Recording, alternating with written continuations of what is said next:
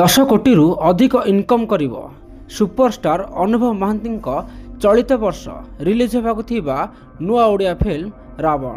ରାବଣ ନୂଆ ଓଡ଼ିଆ ଫିଲ୍ମକୁ ନେଇ ଗତ 4ରୁ 5 ବର୍ଷ ତଳେ ଆନାଉନ୍ସମେଣ୍ଟ କରାଯାଇଥିଲା, କିନ୍ତୁ ବର୍ତ୍ତମାନ ଫିଲ୍ମଟିକୁ ନିର୍ମାଣ କରାଯାଇ ନାହିଁ। ରାବଣ ଓଡ଼ିଆ ଫିଲ୍ମକୁ କେବଳ ଓଡ଼ିଆ ଭାଷାରେ ନୁହେଁ ବରଂ ଓଡ଼ିଆ ସମେତ ହିନ୍ଦୀ ଭାଷାରେ ରିଲିଜ୍ କରାଯିବା ପାଇଁ ପ୍ଲାନିଂ କରାଯାଇଛି। ତେବେ 10 କୋଟି ସିନେମାଟି ଇନକମ୍ କରିବ ଏକଥା କହିବାର କାରଣ କ'ଣ? କାରଣ ହେଉଛି ପୂର୍ବରୁ ଲୋକପ୍ରିୟ ନିର୍ଦ୍ଦେଶକ ଅନୁପମ ପଟ୍ଟନାୟକ ସାର୍ ଅନୁଭବ ଭାଇଙ୍କୁ ନେଇ ଫିଲ୍ମ କରିଥିଲେ, ଯେଉଁ ଫିଲ୍ମର ନାଁ ହେଉଛି କର୍ମ। ଫିଲ୍ମଟି ବ୍ଲକବଷ୍ଟର ହେବା ସହିତ ବକ୍ସ ଅଫିସରେ ବି ଭଲ ଇନକମ୍ କରିଥିଲା। ଅନୁପମ ପଟ୍ଟନାୟକ କେଉଁଭଳି ସିନେମା ନିର୍ମାଣ କରନ୍ତି ପ୍ରାୟତଃ ଓଡ଼ିଆ ଦର୍ଶକ ଜାଣିସାରିଲେଣି। ମୁଁ ଏକଥା କହିବାର କାରଣ ବି ଅଛି।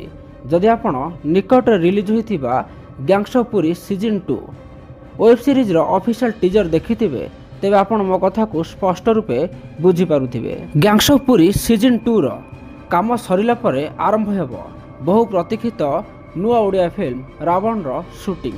ବର୍ତ୍ତମାନ ସାରା ଓଡ଼ିଶାର ଦର୍ଶକ ଏ ଅର୍ଥାତ୍ ଅନୁଭବ ମହାନ୍ତି ଏବଂ ଅନୁପମ ପଟ୍ଟନାୟକଙ୍କ କାମକୁ ବଡ଼ ପରଦାରେ ଦେଖିବା ପାଇଁ ଅପେକ୍ଷା କରିଛନ୍ତି।